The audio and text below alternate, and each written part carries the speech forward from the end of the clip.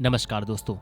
GB road का नाम सुनते ही मन में एक ही चीज आती है, प्रोस्टिट्यूटेड से हम सब वाकिफ हैं। वैसे मैं ये भी जानता हूँ कि आप में से आधे लोग समझ गए होंगे कि जीबी रोड क्या है, पर आप में से कुछ लोग सोच रहे होंगे कि जीबी रोड ये क्या नई चीज है। तो ये कोई नई चीज नहीं है, बल्कि ये मुगलों के टाइम से है। आज हम GB road red light area, जो कि बदनाम है, प्रोस्टिट्यूट, ह्यूमन ट्रैफिकिंग और वैश्यालियों के लिए मशहूर है।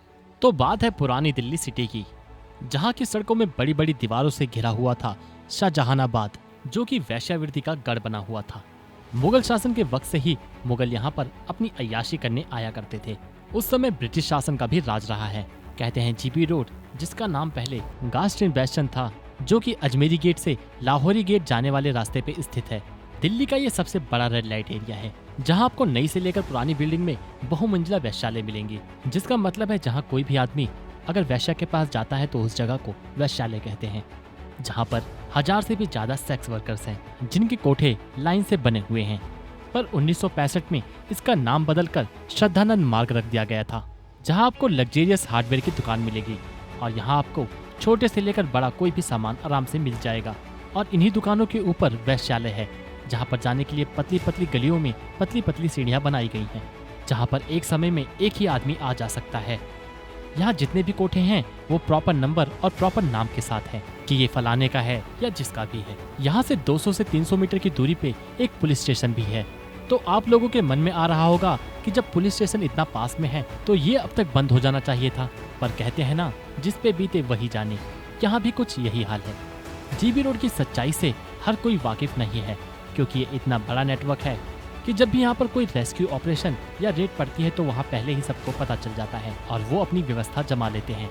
जीबी रोड नाम सुनने में जितना छोटा है, इसका नेटवर्क उतना ही बड़ा पूरे भारत में फैला हुआ है, जहाँ पर लड़कियों को पकड़कर या फिर सोशल मीडिया के जरिए फंसाया जाता है और फिर इनको बाहर बुलाकर लाया जाता है, जहाँ पर ये ऐसे दलदल में फंस जाती हैं जहाँ से निकलना नामुमकिन है।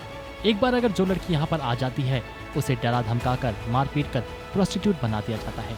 उसे ड्रग्स और दवाइयाँ दे दी जाती हैं ताकि वो ज़्यादा से ज़्यादा कस्टमर को अटेंड करे, और समय से पहले ही शरीर को बड़ा बना दिया जाता है।